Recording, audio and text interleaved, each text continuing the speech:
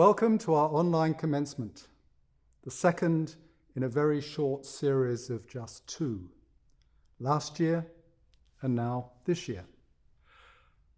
They are remarkable exceptions to the rule of in-person celebratory gatherings in the history of our department, which dates back to 1946, that is, to the immediate post-war period, when Stanford and other universities nationwide underwent a significant expansion as we emerged from the global crisis of World War II.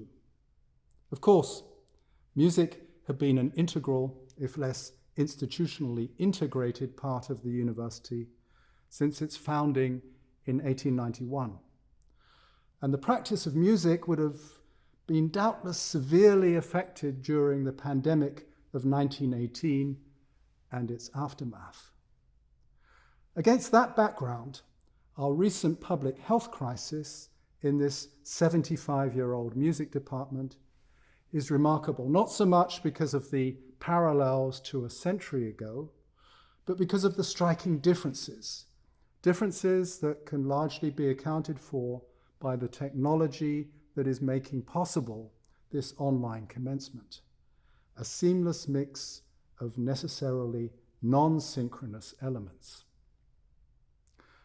A digital copy of the program for today is available on the department website music.stanford.edu/celebration. I'm Stephen Hinton, the current chair of the department, and I'm coming to you on this commencement day from Campbell Recital Hall in the Braun Music Center. I will be joined in pre-recorded segments by everyone else on today's program, including the performers. Without this technology, as it is all too easy to imagine, this past year and a half would have been utterly different. Later in the program, we'll be hearing about Jack Trip, the technology developed here at Stanford to facilitate online music making with minimal lag or latency, as it's called. This webinar is coming to you thanks to the ubiquitous Zoom, which for all of its challenges, including Zoom fatigue, has been a lifeline that has enabled us to stay vital and engaged as instructors, students, and staff, and now as parents and other family members too. I'll be saying a bit more about all of this in my address later in the program. For now, I'd like to thank the many people, staff, faculty, colleagues, and students who have brought us to where we are today, celebrating another commencement after a year of amazing perseverance and distinct and distinguished achievement. This has been a tough year on so many levels, but we have also kept our music department going under these challenging circumstances, and are now seeing many signs of positive development toward what is being called a new normal. To all of you in attendance, and to those of you who tune in later, asynchronously, let me extend a very warm welcome. We've been blessed at our commencements that we can practice what we preach in the form of musical performances. I doubt there is another department of which the same can be said, unless that is classics, for example, gives its addresses in Latin, or theatre and performance studies stages a dramatic interlude. This year is no exception.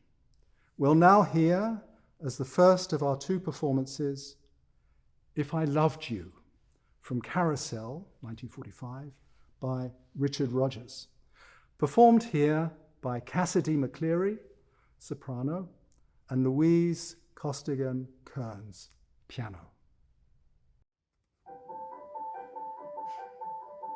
When I worked in the mill, weaving at the loom, I'd gaze absent-minded at the roof, and half the time the shuttle tangle in the threads, and the warp would get mixed with the woof. If I loved you,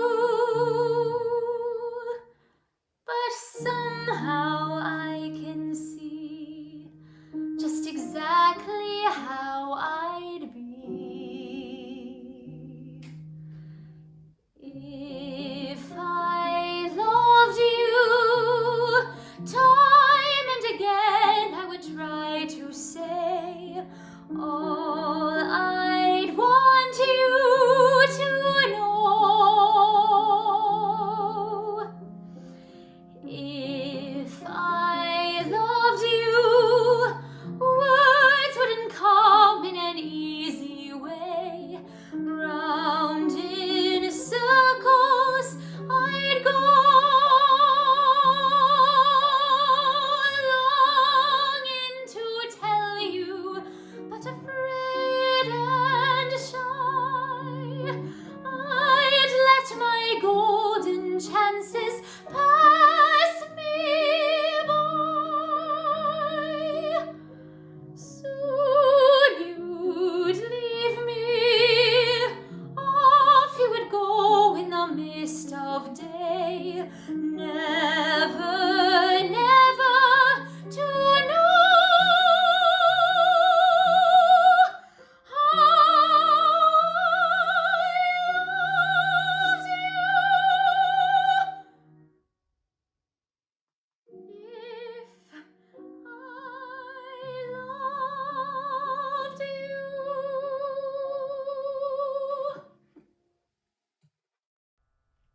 For the presentation of the Carolyn Applebaum Memorial Prize, we will now be joined by Mark Applebaum, Leland and Edith Smith Professor of Composition. Over to you, Mark. Hello, I'm Professor Mark Applebaum, and it's my privilege and honor to present the Carolyn Applebaum Memorial Prize this year.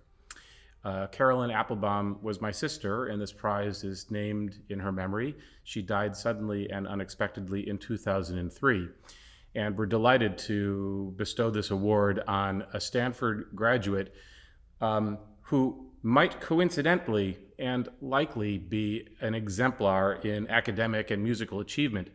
But this award is not for that. This award recognizes contributions that a student might make to other fellow students.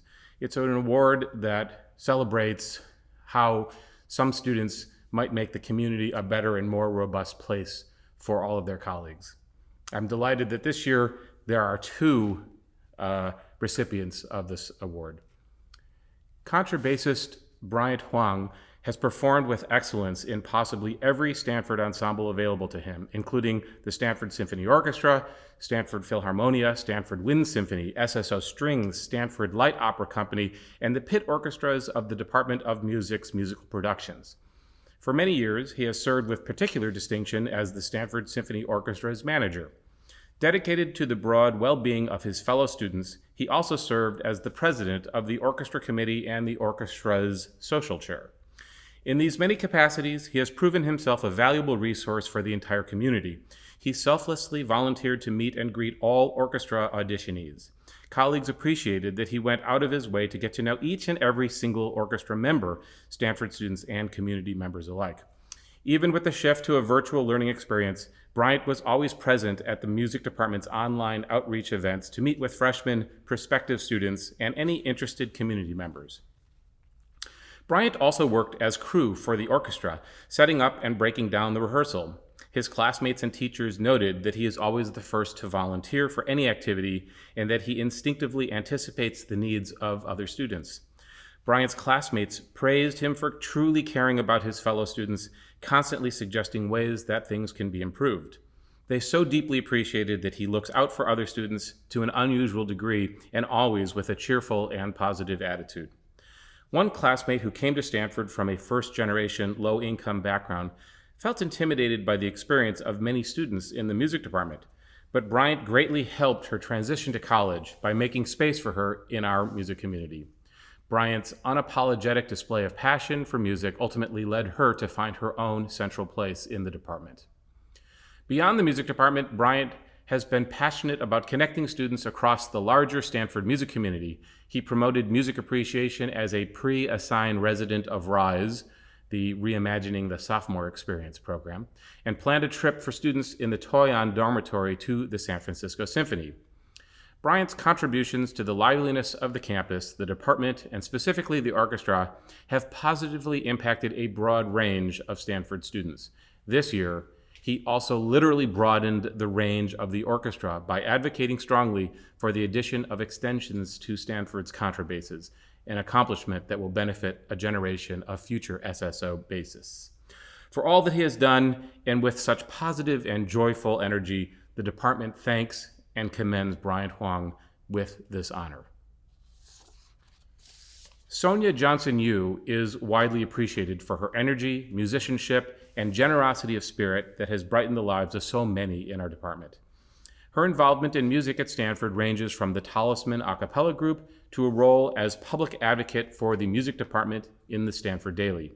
She is especially known for her valuable contributions for many years to the Stanford Chamber Chorale.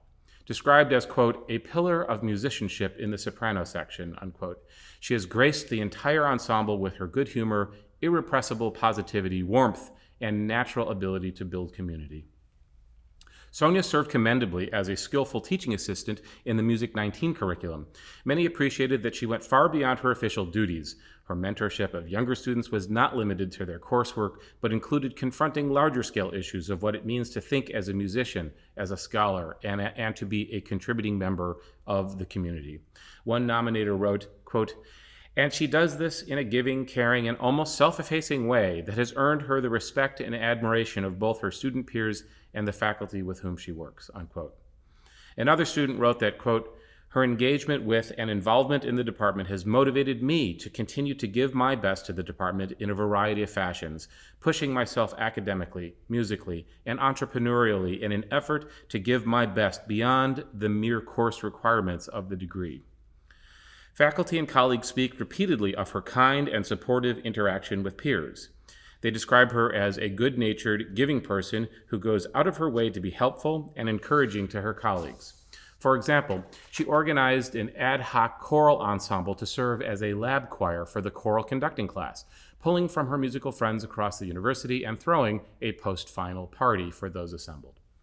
One classmate remarked, quote, she has been such a valuable peer and friend, giving me her presence, encouragement, and words of advice whenever I have been in need. As I have gone along my educational journey in the Department of Music, I have looked up to her as a source of inspiration.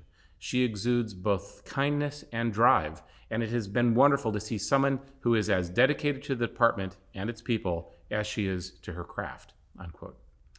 Together with members of the music faculty, Sonia served remarkably as on the Director of Vocal Studies Search Committee as its student representative. Faculty described her as uber impressive. They appreciated that she held her own with the faculty members of the committee. She was respectful yet firm with her own opinions. She represented her student colleagues' interests and desires clearly and succinctly. She managed the committee's shared documents for tracking the process, and she organized the student-only activities, such as meetings with the candidates. The detail-oriented level of her engagement was truly stunning and profoundly cherished. Sonia is graduating with a concentration in choral conducting after having written the first thesis in choral conducting in our department in over 20 years. Sadly, the pandemic hindered her ability to present the very ambitious and challenging recital she so carefully prepared. But those preparations are very telling. Among them was the recruitment of a full choir. One nominator noted that this achievement lies at the crux of Sonia's nomination. He relates that all the students eagerly agreed to sing in her recital because, quote, her student colleagues simply want to do things for her, and for more than any other reason, because she is always doing things for them, unquote. Sonia Johnson-Yu is an ideal Stanford community member, and her absence upon graduation will certainly be felt. She is the type of student citizen that Stanford can brag about: friendly, respectful, intelligent, generous, and curious. And we are delighted to confer upon her the Carolyn Applebaum Memorial Prize. Our congratulations to Sonia Johnson-Yu. Thank you. For the presentation of undergraduate diplomas, we will now be joined by Takako Fujioka, Associate Professor of Music. Over to you, Takako.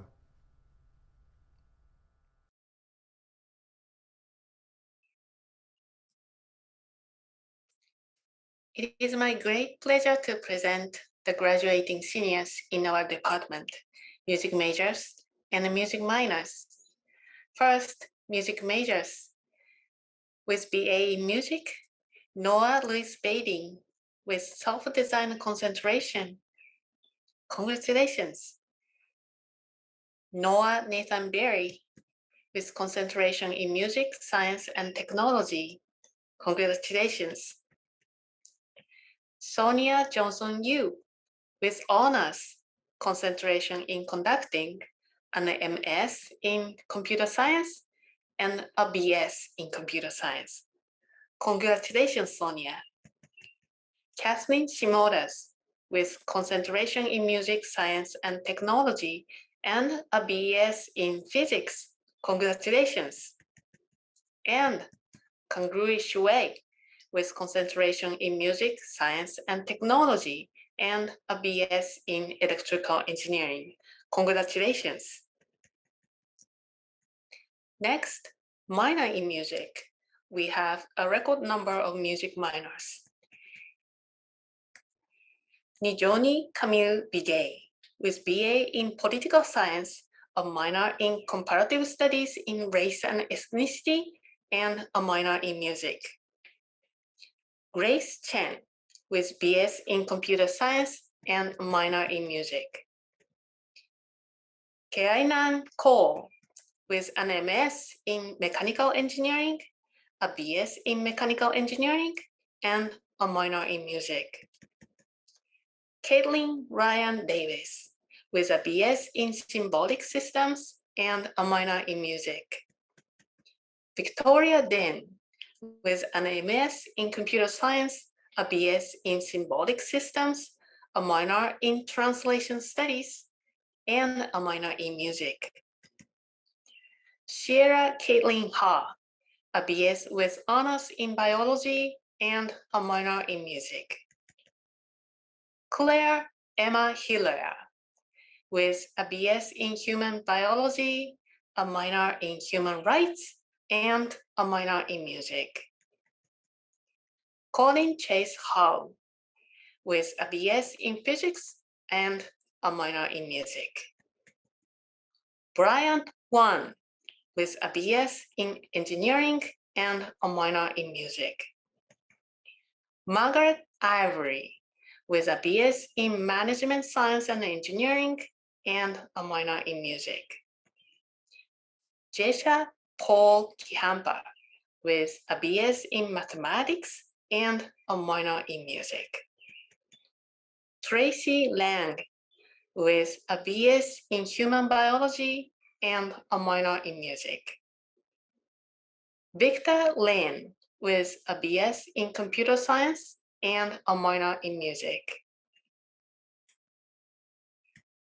Cassidy McLeary with a BA in English and a minor in music.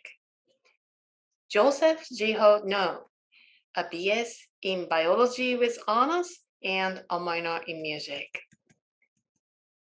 Pablo Ocampo with a BS in computer science and a minor in music. Walker Guthrie Phillips with a BA in economics and a minor in music. Elecos Praxis with a BA in history, a minor in Spanish, and a minor in music. Jonathan T with a BA in psychology, a BS in biology, and a minor in music. Emily Ross with a BS in computer science, a minor in ethics in society, and a minor in music. Clarissa Bernice Scranage Carter with an MA in education, a BS in symbolic systems, a minor in creative writing, and a minor in music. Surirupa Som with a BS in management science and engineering and a minor in music. Minjian Tan, a BS in biology with honors and a minor in music. Dana Shui with an MS in sustainability science and practice, a BS in mechanical engineering, interdisciplinary honors in science, technology, and society, and a minor in music. Anna Yang with an MS in symbolic systems, a BS in symbolic systems, and a minor in music. Congratulations to all of you, and thank you for sharing your passion, energy, and curiosity with us. in the department. My address today is in 3 parts. I should like to comment on the particular relevance of the term commencement, on the artwork on the program cover, and on the retirement of a beloved colleague and friend. Calling a graduation ceremony commencement is, on the face of it, a little odd, coming as that ceremony does at the end of the academic year and celebrating the completion of a course of study, not the beginning. The term was originally used for the conferring of doctorates at Cambridge University. It marked the beginning of a career licensed by the title, a title earned through years of study. It applied in the same way to master's degrees and later, particularly in this country, to bachelor's as well. French still preserves that sense of a foundation from which students proceed, such as a grounding in mathematics or, for that matter, in music. The value of the degree manifests itself in what it unlocks for the future. It's not an end in itself. But commencement seems doubly apt now, with talk across campus about new beginnings and the new normal ahead, after the numerous challenges presented by the past 18 months. On one level, thanks to technology, the university never entirely closed. It managed to stay open for business and thrive, albeit with curtailed capacity. Keeping tabs on that shifting curtailment throughout the year was something our tireless reopening committee tried to do with the various issues of the department digest, distributed to faculty and students as it were, one-stop shopping for policy changes and other announcements. The messages coming now from the committee are very different from the ones that were conveyed in most of the early issues of the digest. Back in October, still hopeful of reopening in the winter, we were anticipating moving from the state's red tier to the less restrictive orange tier.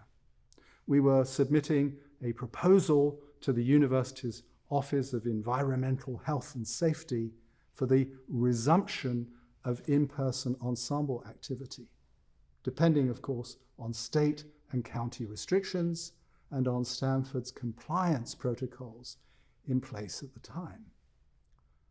We were proposing small, non-aerosolizing instrumental ensembles comprising strings, keyboard, and percussion instruments, excluding taiko, to begin in-person rehearsals indoors in winter quarter. The following month, in the second issue, we had to signal a step backward with a change to, and I quote, widespread county risk level in response to an increase in the incidence of COVID-19 in California. A common expression used in the digest to describe the situation was fluid. By issue number 4 in March, we were detecting signs of hope for an in-person reopening in the fall, noting that, quote, being able to enjoy a glorious summer after a winter of discontent and resuming more or less normal operations when we reach September were things that would depend on the ongoing collective effort conducted on multiple levels to get this pandemic behind us, end of quote. That collective effort was remarkable. Thanks to that effort, we continued the work of the department under these fluid circumstances. In May, in issue number 6, we could report that, quote, if the current situation can best be described as fluid, it is also hopeful. Things are going in a positive direction, end of quote. This above all, of course, because of vaccination. And now we are poised to see the disappearance in a matter of days of color-coded tiers, campus zones, and social distancing, though not masking. We are poised for the commencement of a new normal in which we absorb the lessons and experiences of the past 18 months and transition to a full reopened department that adopts remote technologies as they seem virtuous and beneficial, not just as necessary and born of necessity for public health reasons. We will be hearing shortly, as already mentioned, about the innovations afforded by Jack Trip. A word now about the cover art on today's program, a feature of our commencements for as long as I can remember.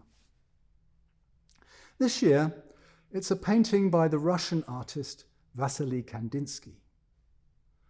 Created in 1911 as part of a series entitled Impressions, the painting depicts a concert, or rather conveys the artist's impression of a concert, or so it seems, especially with the prompting of that title, concert.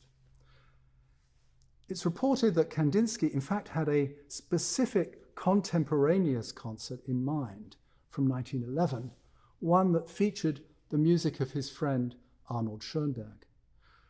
That in itself is aesthetically suggestive in that a parallel can be drawn between how artistic representation and musical tonality were dissolving in tandem at the time. Just as Kandinsky's art had not yet taken the full leap toward abstraction, so Schoenberg's so-called atonal music of that period retained strong expressive devices rooted in common practice tonality. It's suggestive too, because we know from Kandinsky's writings and from his correspondence with Schoenberg that he saw music as a model for his art, in which colors and shapes would function as expressive elements in their own right, just as tones and tone colors do in music. A key concept here is synesthesia, how sensory perceptions trigger one another. Indeed, around the time, as Impressions, Kandinsky wrote an experimental play, now lost, entitled The Yellow Sound, in which he deployed colors as elements that conveyed, as he called them, vibrations of the soul. In other words, the shapes and colors in the painting don't so much depict a concert, rather they are impressions of a concert. They represent, so to speak, a visual concert, a coming together of colors and shapes analogous to an acoustic concert of tones. Art, in the celebrated words of Walter Pater, is aspiring here toward the condition of music. That at least would be one of the historically informed ways of seeing Kandinsky's painting, to invoke the title of the influential 1972 book and TV series Ways of Seeing by the artist and writer John Berger. Berger, who was himself influenced by the 1935 tract The Work of Art in the Age of Its Technological Reproducibility by Walter Benjamin, would have been sure to point out how different our reception of technologically reproduced art is from the experience of the original. The latter, with its aura that allows a temporal or physical distance to become apparent, however near the object may be. How timely those thoughts seem nowadays as we experience so much art in the transformed modes of perception with which Benjamin was himself beginning to grapple. For us, today, nearly a century later, another way of seeing Kandinsky is precisely to ponder those differences, not only between original and reproduction in visual art, but also between the live and the digitally reproduced in the sonic arts. And it is at the same time to wistfully look back to pre-pandemic musical culture, as well as forward to a new era of live as opposed to technologically reproduced concerts, something that Kandinsky's concert impression invites us to do as an invocation of both past and potential future.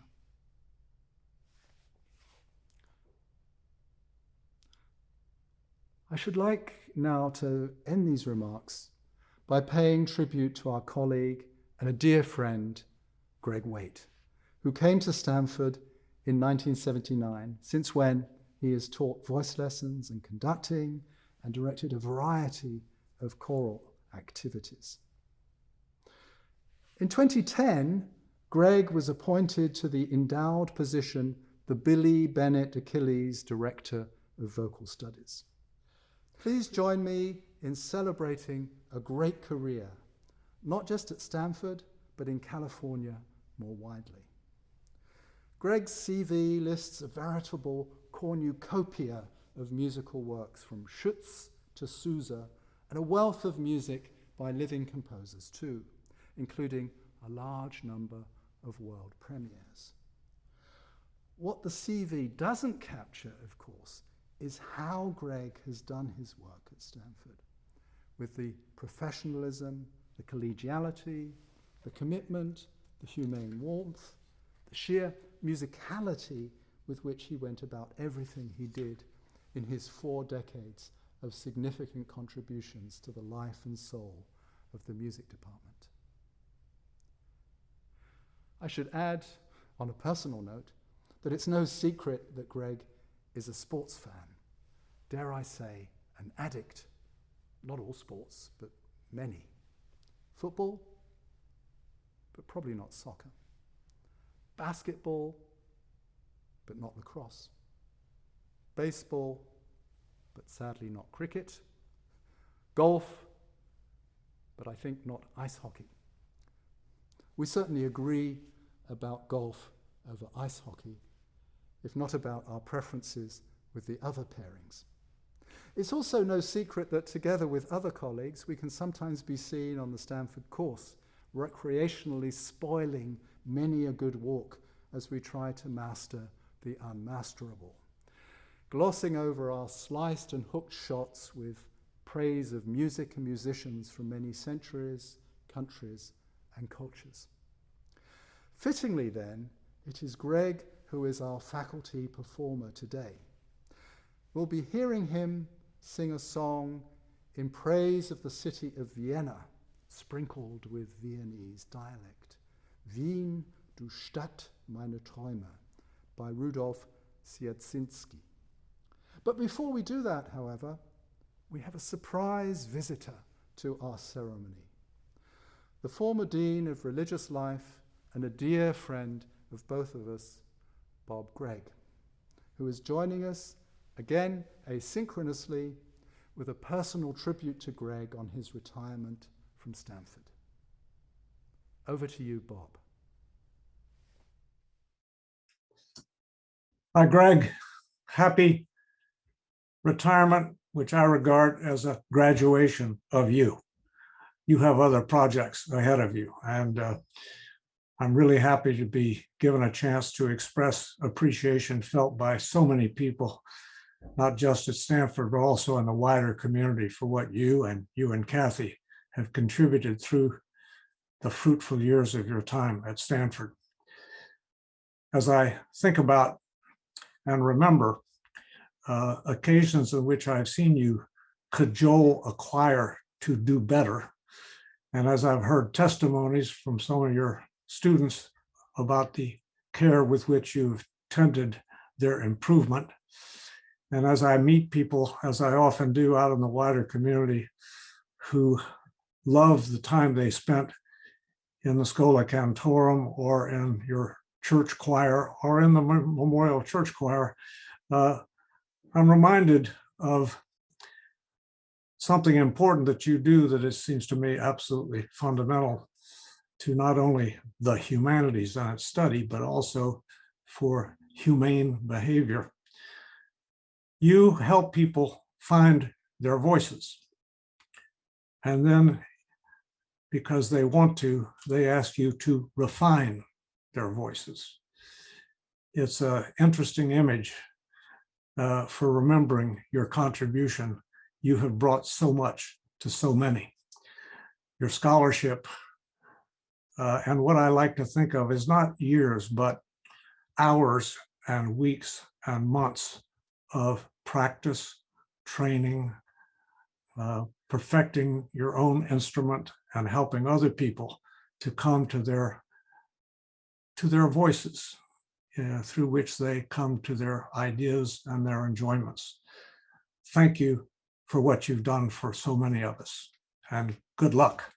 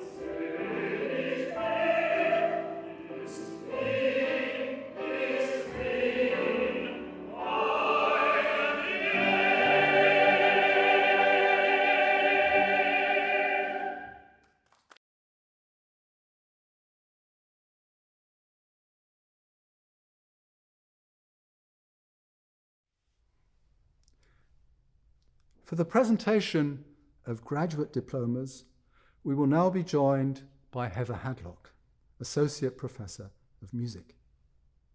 Heather, over to you.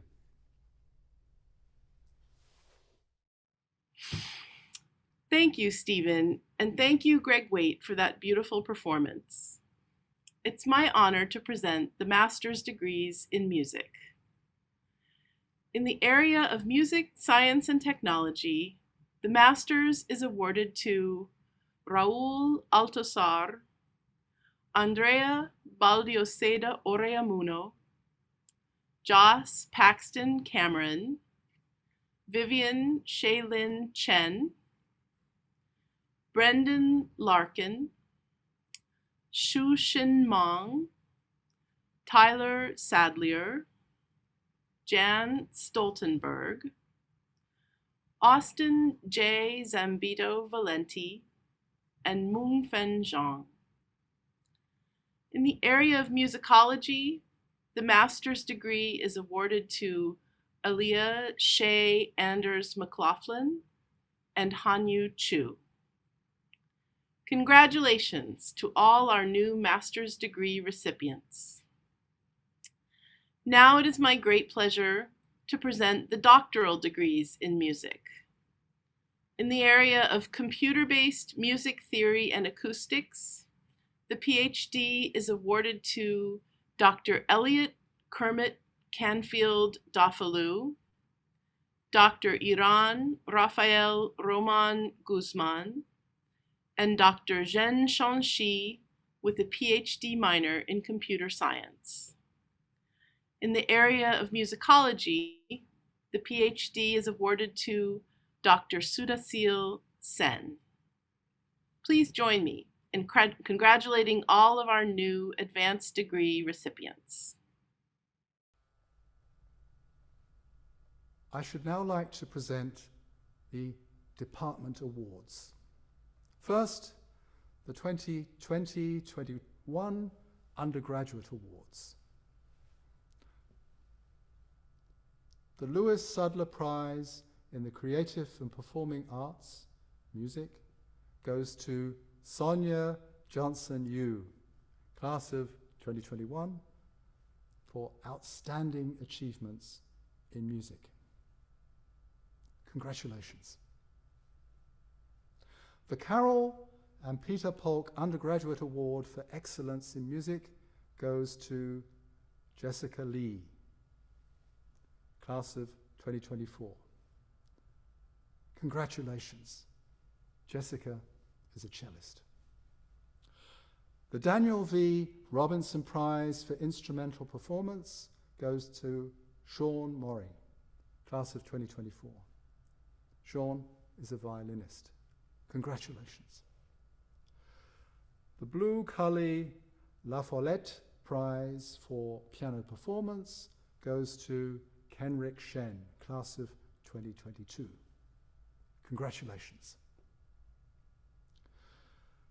The Humanities and Sciences Undergraduate Prizes for Musical Performance go to Laura Futamura, class of 2024, flute, Jenny Zhang, class of 2024, composition, and to Melinda Zhu, class of 2023, flute.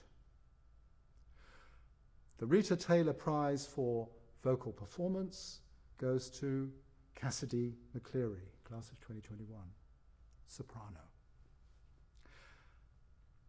The Patrick Butler Prize for Piano Performance goes to Leslie Jin, class of 2024. The Marie Gibson Prizes for Vocal Performance to Annette Dong, class of 2024, mezzo-soprano, and Danny Ritz, class of 2023, tenor.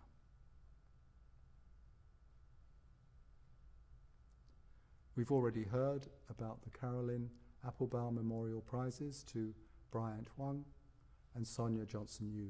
Again, congratulations. The 2021 Graduate Awards, Friends of Music Graduate Prizes in Music, Lawrence Cho, harpsichord, and Thomas Colborne, alto saxophone. And finally, the Chair's Award for Excellence in Teaching goes to the following: Munia Gur, Alea McLaughlin, Barbara Nurnes, Vidya Rangasaya, Lorenzo Tunesi.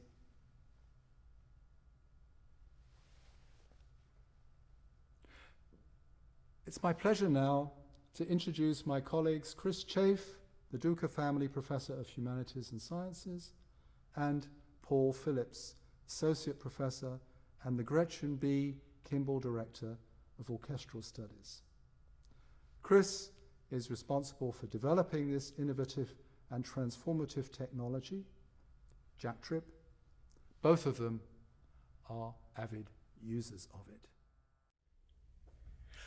I'm Chris Chafe, and the director of our Center for Computer Research in Music and Acoustics, otherwise known as CARMA.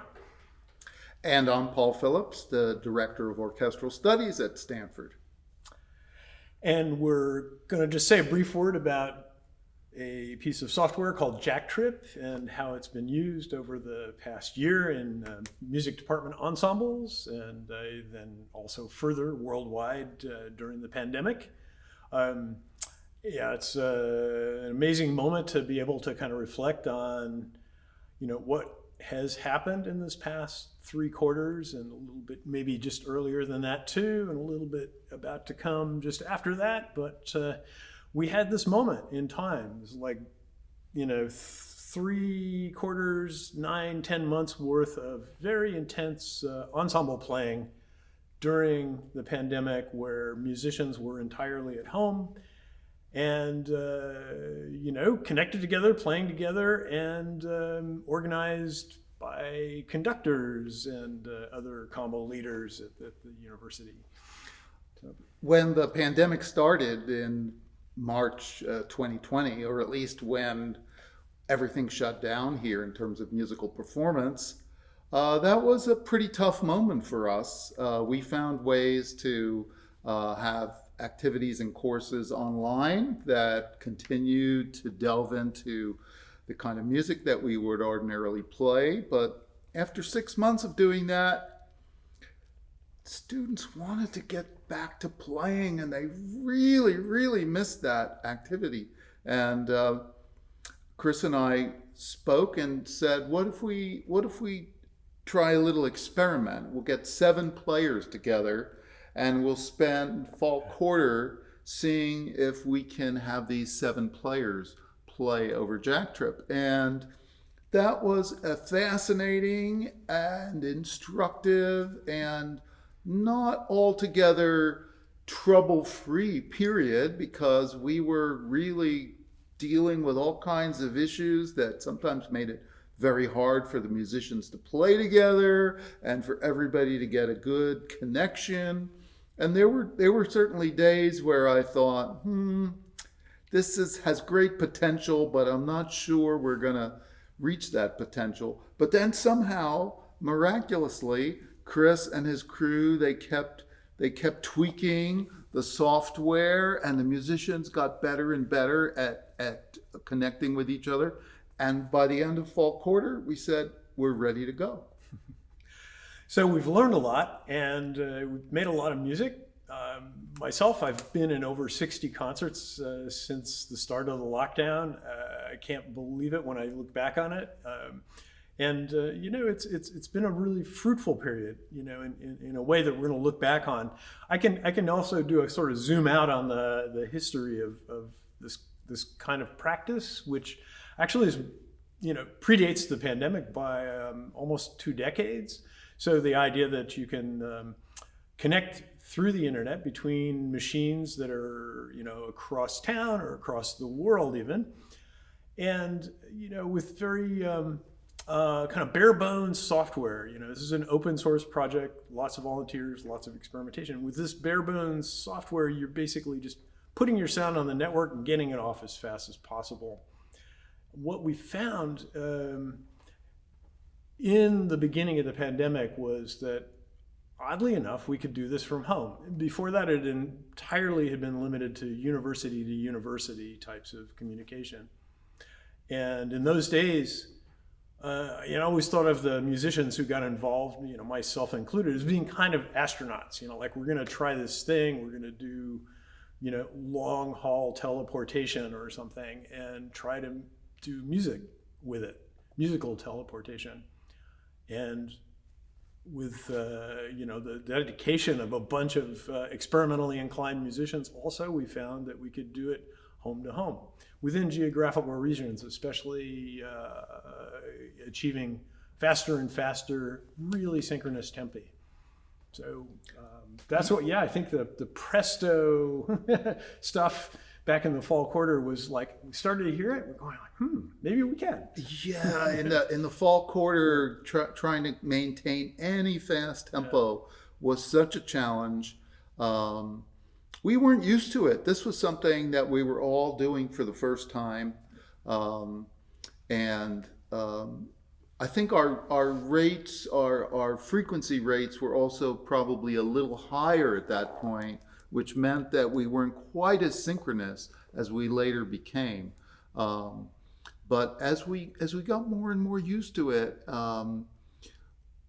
it was very exciting. And I think one of the main points that I want to bring out is how important it was for students to resume making music together, and the kind of comments that students made to me and wrote to me saying, you know, this was a really grim period, and I just can't tell you how important it was to be able to play music together over Jack Trip.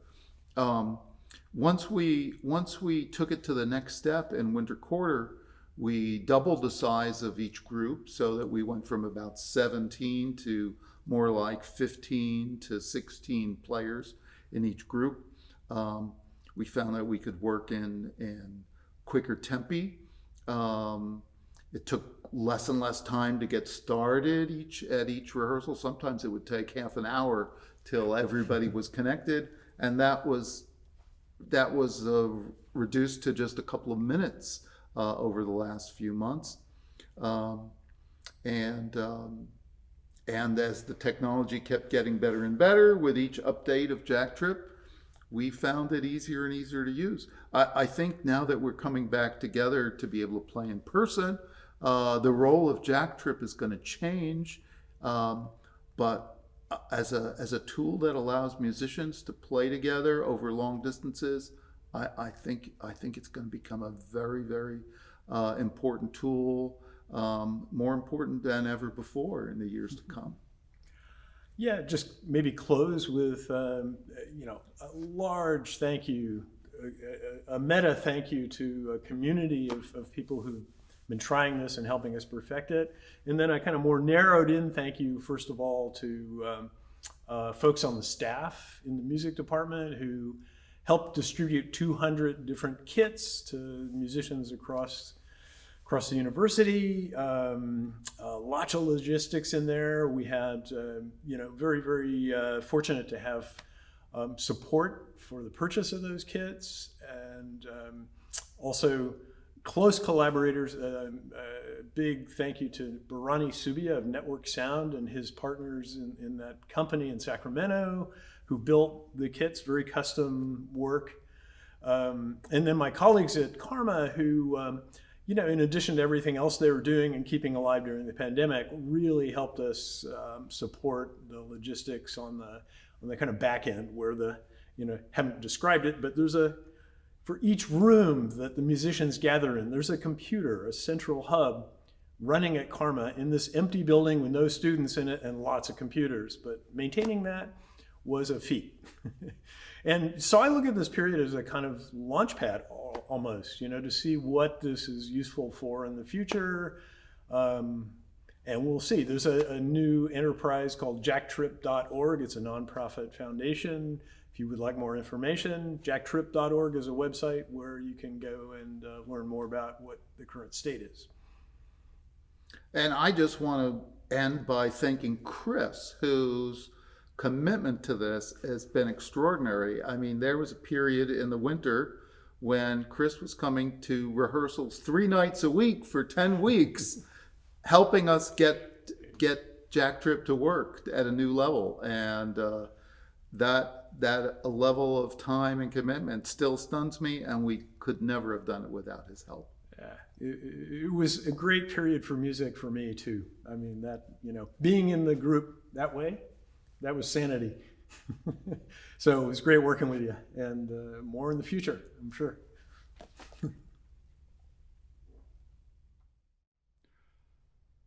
We have reached the end of our virtual ceremony. Again, the program can be accessed online as a PDF at music.stanford.edu. stanford.edu/celebration. In closing, I should like to recall one of today's central themes: extraordinary achievements in extraordinary times. Achievements that bode well for the kind of things you will go on to do in your careers during this, the second revolution in technological reproduction. Above all, I should like to end by congratulating all of you who have earned degrees and awards in music, and wish you all every success in what is now commencing with this commencement. Thanks to you all for the part you have played and, as alumni, will continue to play in making this the great research and teaching university it will always aspire to be. Thank you.